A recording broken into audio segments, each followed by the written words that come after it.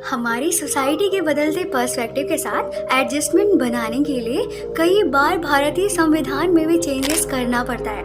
वहीं हमारे देश में कुछ ऐसे भी मामले हुए हैं जिनकी वजह से नए कानून तक बनाने पड़े थे। और ना सिर्फ कॉन्स्टिट्यूशन में अमेंडमेंट हुआ, जबकि इससे कई लोगों के देखने के नजरिए तक में बदलाव आया।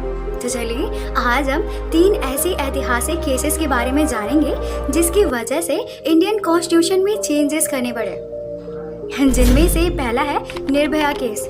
बात है 16 दिसंबर 2012 की, जब 23 साल की एक लड़की पर एक बस में पहले हमला किया गया, फिर 6 लोगों ने उसके साथ बलात्कार किया और बाद में उसे सड़क पर फेंक कर चले गए, जिनमें 5 एडल्ट्स के साथ एक नाबालिग भी था जिसकी एज उस टाइम सिर्फ 17 साल ही थी। लेकिन क्रूरता और हत्या के इस मामले ने पूरे देश को हिला कर रख दिया था और इसके खिलाफ बड़े पैमाने पे विरोध प्रदर्शन भी किए जा रहे थे। और इन प्रदर्शनों की वजह से ही जुवेनिल जस्टिस एक्ट 2000 को रिप्लेस किया गया था, यानी एडल्ट्स की एज लिमिट को 18 से रिड्यूस करके 16 ईयर तक कर दिया गया था। और आखिरकार दिल्ली हाई कोर्ट ने सभी दोषियों को मौत की सजा सुनाई।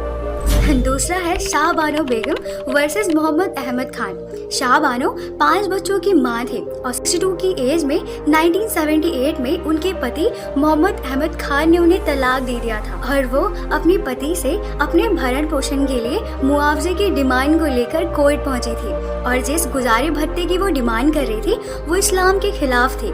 यहाँ तक कि उस टाइम की गवर्नमेंट ने भी उनके पति के फेवर में ही फैसला सुनाया था, जबकि सुप्रीम कोर्ट ने उम्र और वृद्धावस्था को देखते हुए शाहबानो के पक्ष में फैसला दिया था और विमेन्स राइट की प्रोटेक्शन भी की।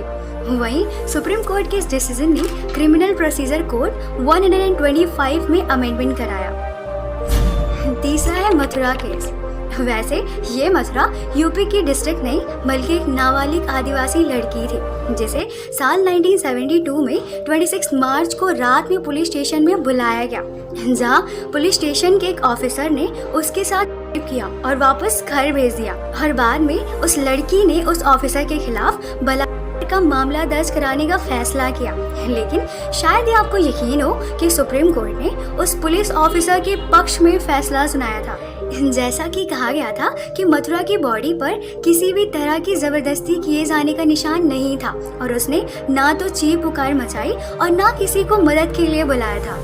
लेकिन इस मामले को जनता का काफी सपोर्ट मिला था और आखिरकार क्रिमिनल लॉ एक्ट 1983 में अमेंडमेंट किया गया और इस अमेंडमेंट के अनुसार हिरासत में किया गया बलात्कार एक अपराध है और इसलिए यह पनिशेबल भी है। और इसके बाद से ही ऐसे अपराधों को भारत के बलात्कार कानूनों के तहत निपटाए जाने की व्यवस्था कर दी गई थी।